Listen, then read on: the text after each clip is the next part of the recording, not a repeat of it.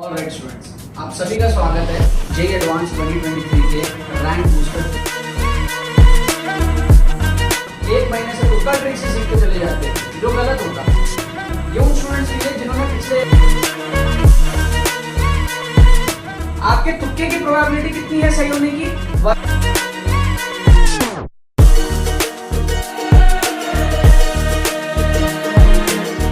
IITians होते हैं, बनाए नहीं जाते। ये उनकी लाइन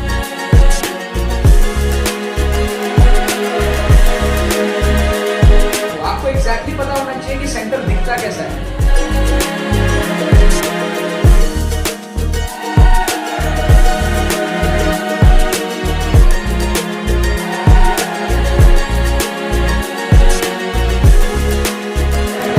कि हम 10, 15 नंबर 20 नंबर कैसे हम बढ़ा लें, क्योंकि पढ़ के नहीं बढ़ सकता कम टाइम में। ठीक है, इतना कम टाइम अभी बचा। ऑलराइट स्टूडेंट्स, सो अभी आप लोगों ने जो ट्रेलर देखा इस वीडियो के स्टार्ट होने से पहले, वो हमारा जेईई एडवांस 2023 का exclusive rank booster tricks course का ट्रेलर था। आप इसका पोस्टर यहाँ पर देख सकते हो। इसके अंदर में आप लोग एनरोल कर सकते हो अगर आप लोग जेईई एडवांस 2023 का एग्जाम देने जा रहे हो।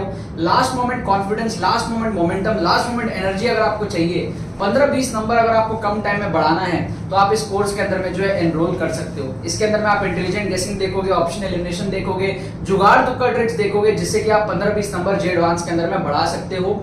लास्ट 10 साल के पीवाईक्यूज के अंदर में आपको जो है सारे ट्रिक्स एंड चीट कोड्स दिखाए जाएंगे। ठीक है, और साथ में आपको फ्री मॉक टेस्ट मिलेगा जो आप एंड मोमेंट में सॉल्व करके जा सकते हो। काफी रेलेवेंट मॉक टेस्ट मिलेगा आपको विद सॉल्यूशंस, पेपर 1 पेपर 2 पूरा आपको कंप्लीट यहाँ पर जो है चीजें मिलेंगी। लिंक डिस्क्रिप्शन में दिया हुआ है। अगर आप लोग को इसके अंदर में एनरोल करना है, जाओ जाकर के पेमेंट प्रोसेस को कंप्लीट करो और उसके बाद में आपको कोर्स जो है मिल जाएगा। ठीक है, अब यार बात करते हैं यहाँ पर इस वीडियो के अंदर में कुछ निंजा ट्रिक्स देखेंगे कि भाई जेईई एडवांस के अंदर में निंजा ट्रिक्स किस तरीके से हमारे पास में लग सकता है, क्या हो सकता है, नहीं हो सकता है। ठीक है, तो निंजा ट्रिक्स मैं आपको दिखाऊंगा। Ninja tricks for JEE advance, Ninja tricks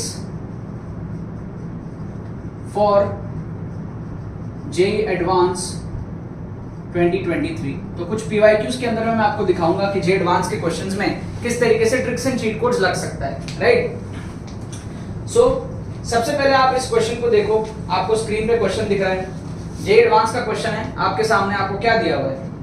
आपको यहाँ पर 2 केसेस दिए हुए हैं। एक ये केस, लैम्डा इधर, और ये हमारे पास में क्या है? X axis. ठीक है, ये हमारे पास में क्या है? X axis. और यहाँ पर हमारे पास में क्या है? प्लस क्यू का चार्ज है। एक और केस हमको दिया हुआ है, सिमिलर है लेकिन उसमें माइनस क्यू का चार्ज है, लैम्डा। ठीक है, पॉजिटिव चार्ज प्लेट है, एक्स एक्सिस। यहाँ पर बीच में क्या है? माइनस क्यू का चार्ज है। 4 ऑप्शन आपको बोला है। सबसे पहले तो आपको बोला है कि इसको हम लोग थोड़ा सा डिस्प्लेस करेंगे, थोड़ा सा इसको डिस्प्लेस करेंगे, है ना। मान लो यहां से शिफ्ट करके यहां ले आए, इसको थोड़ा सा डिस्प्लेस करेंगे। तो डिस्प्लेस करने से क्या होगा?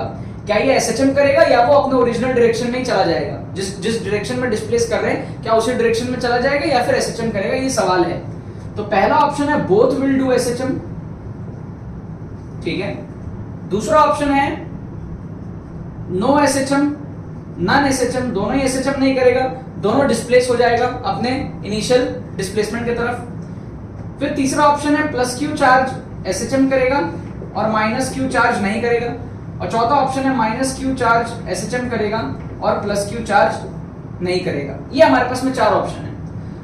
ठीक है, तो ये हमारे पास में पहला क्वेश्चन है जिसके अंदर मैं आपको निंजा ट्रिक्स यहाँ पर दिखा रहा हूँ। जेईई एडवांस में पीवाईक्यू के अंदर में एक क्वेश्चन आया हुआ है। ठीक, आप लोग चेक करके कमेंट में बताना कौन से साल में आया था। तो यहां पर क्या है कि आप समझो, इवन तो ये मल्टीपल करेक्ट में आया था, इसका एक्चुअल में आंसर एक ही होगा। क्यों समझाता हूं? क्योंकि अगर इसका आंसर बोथ एसएचएम हुआ तो बाकी 3 ऑप्शन सेटिस्फाई नहीं करेंगे, क्योंकि इसमें दोनों ही एसएचएम नहीं है, इसमें एक एसएचएम है एक नहीं है, इसमें एक है एक नहीं है। तो अगर बोथ एसएचएम कंडीशन सही है तो बाकी 3 ऑप्शन क्या होंगे? गलत होंगे। ठीक है, तो मतलब क्या हुआ? If A is correct remaining 3 is incorrect. उसी तरीके से अगर बी इज करेक्ट, हम कह रहे हैं दोनों ही एसएचएम नहीं कर रहा, तो फिर बाकी 3 इनकरेक्ट हो जाएगा, क्योंकि बाकी 3 में कुछ एसएचएम करते हुए दिख रहे हैं। एसएचएम है, बोथ एसएचएम है, तो ये पॉसिबल नहीं है। तो ये क्या है? एक single correct type of question है, इवन दो ये मल्टी करेक्ट के अंदर में आया होगा। राइट, उसी तरीके से सी ऑप्शन सही होगा तो डी ए बी कट जाएगा और डी सही होगा तो ए बी सी कट जाएगा। ठीक है, तो ये single correct type of question है। निंजा ट्रिक में आपको समझना पड़ेगा, ट्रिक लगा रहे हो तो कौन से क्वेश्चन में झपट्टा मारना है ये आपको अंदाजा होना चाहिए। तो यहाँ पर अब इस क्वेश्चन के अंदर हम झपट्टा मार सकते हैं, क्योंकि अब हमें यहाँ पर जरूरत नहीं है एसएचएम को सॉल्व करने की। एसएचएम का कंडीशन क्या होता है? एसएचएम का कंडीशन हमारे पास में क्या होता है, एक्सेलरेशन जो होता है वो directly proportional to minus x to the power n, ये होता है हमारे पास में सिंपल हार्मोनिक मोशन। अगर n की वैल्यू 1 हो जाए, मतलब कि acceleration proportional to minus x हो जाए, इसको हम कहते हैं एसएचएम। ये एसएचएम की कंडीशन होती है, राइट। अब आपको यहाँ पर एसएचएम पूछा है, बट आप एसएचएम की कंडीशन को डिराइव करने मत जाओ। बहुत सारे बच्चे यहाँ पर क्या करेंगे, पूरा सॉल्व करने के अंदर में लग जाएंगे, फंसेंगे, क्वेश्चन छोड़ देंगे या नेगेटिव मार्किंग कर देंगे। उतना मत करो, आप सिर्फ इतना एनालाइज करो कि अगर मैं इस चार्ज को थोड़ा सा इधर शिफ्ट करता हूं, ये इस लाइन में है, मैं हल्का सा इधर शिफ्ट करूं तो क्या होगा, इसको इधर शिफ्ट करूं तो क्या होगा, ये वाला जो है इस पे इधर फोर्स लगाएगा और ये वाला जो है इस पे इधर फोर्स लगाएगा। इसके वजह से जो इधर फोर्स है वो ज्यादा होगा, क्योंकि डिस्टेंस कम है ना, इससे डिस्टेंस कम है, इससे डिस्टेंस ज्यादा है। Lambda by 2 pi epsilon naught r कम होगा तो इलेक्ट्रिक फील्ड ज्यादा होगी। तो इसके वजह से जो इलेक्ट्रिक फील्ड इस तरफ है वो ज्यादा है, इसकी वजह से इस तरफ कम है, तो ये इस तरफ को आने लगेगा, मतलब इसका एक्सेलरेशन इस तरफ है। डिस्प्लेस इस तरफ किया बट एक्सेलरेशन इस तरफ है, तो क्या होगा, थोड़ा देर आगे जाएगा फिर रुक करके वापस रिवर्स आएगा। मान लो मैं इसको इस तरफ लेता हूं, इस तरफ, तो इस तरफ लेने से क्या होगा, मान लो ये बीच में था, मैंने इधर ले लिया, तो इसके वजह से जो हमारा इलेक्ट्रिक फील्ड है वो ज्यादा होगा, इसकी वजह से जो इधर इलेक्ट्रिक फील्ड है वो कम होगा। क्यों? क्योंकि इसके साथ डिस्टेंस अभी कम हो गई है।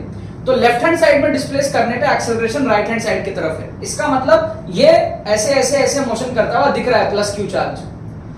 अब सेम चीज अगर माइनस क्यू के साथ रिपीट करें तो माइनस क्यू में तो अट्रैक्शन होगा, तो अगर मैं इसको थोड़ा सा सेंटर पोजीशन से शिफ्ट करता हूं यहां, तो समझना क्या होगा, अट्रैक्शन ज्यादा होगा, रिपल्शन कम होगा।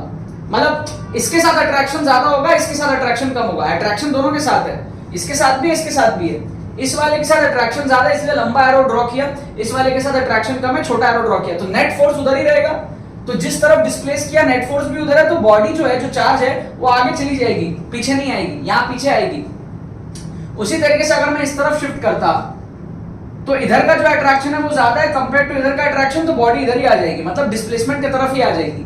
क्यों? क्योंकि डिस्टेंस कम है, तो फोर्स ऑफ अट्रैक्शन ज्यादा होगा यहाँ पर, है ना, इलेक्ट्रिक फील्ड ज्यादा होगा। नेगेटिव चार्ज है तो अट्रैक्टिव फोर्स लग रहा है, यहाँ पे पॉजिटिव चार्ज तो रिपल्शन लग रहा था। सिंपल है। तो ऑब्वियस सी बात है, प्लस क्यू वाला एसएचएम करेगा, माइनस क्यू वाला डिस्प्लेस हो जाएगा उसी डायरेक्शन में। तो ये हमारे पास में ऑप्शन सी करेक्ट होगा, ऑप्शन सी करेक्ट होगा, तो बाकी सारे ऑप्शन हमारे गलत हो जाएंगे। क्या आपको बात समझ में आ रहा है, यस और नो? क्या आपको यहाँ पर बात समझ में आ रहा है, यस और नो? तो ये क्या था, कुछ निंजा ट्रिक था। इसमें आपको सारे ऑप्शन पहले आपने देखे क्या पॉसिबिलिटी है, और उसके हिसाब से आपने जो है एक ऑप्शन यहाँ पर सही किया और पूरे पूरे नंबर आपने यहाँ पर जो है बटोरे। ठीक है, एक क्वेश्चन और मैं आपको दिखाता हूँ। अब जैसे इस क्वेश्चन को आप देखो, क्वेश्चन नंबर 2 यहाँ पे दिखा दो। क्वेश्चन नंबर 2 आप देखो स्क्रीन पे आपको क्वेश्चन दिया हुआ है। अब कई बार क्या होता है ना, जैसे मान लो आपको ये सिग्निफिकेंट डिजिट्स वगैरह ये सारी चीजें अगर आपको नहीं आती हो, तो भी आप यहाँ पर जो 60 और 135 है उसमें तो आप ऑप्शन एलिमिनेशन कर सकते हो ना। जैसे आपको यहाँ पर पता है मीटर ब्रिज 100 सेंटीमीटर का होता है, 1 मीटर का होता है, तो अगर इधर का लेंथ 40 है तो उधर का 60 हो जाएगा। तो आप क्या करो, r/40 है ना, r/40 इक्वल टू आपका हो जाएगा 90/100 माइनस 40 60। इतना तो आप कर सकते हो ना यार, है ना। ये 40 है तो 60 होगा, 100 सेंटीमीटर का मीटर ब्रिज होता है। तो यहाँ से आप r निकाल लो, व्हीटस्टोन ब्रिज का कंडीशन लगता है, तो आप यहाँ से r निकाल लो। तो r कितना आ जाएगा, r आपका आ जाएगा यहाँ पे 40 इंटू 1.5 है ना, 40 इंटू 1.5 ये कितना हो गया, 90/60 1.5 हो गया। तो 40 इंटू 1.5 कितना हो जाएगा आपके पास में, 60 हो जाएगा, 60 ओम। यस और नो? तो R की वैल्यू हो जाएगी 60 ओम। तो आप देखो आपके पास में जो 4 में से 2 ऑप्शन है 135 वाले, उसको आप एलिमिनेट कर दो, बाकी 2 में आप तुक्का लगा लो, है ना।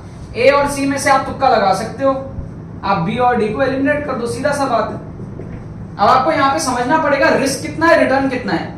अगर आपको यहाँ पर 3 नंबर 4 नंबर मिल रहे हैं, सपोज 3 नंबर भी मिल रहे हैं और मान लो -1 नेगेटिव है, तो आप ये रिस्क ले सकते हो। क्यों?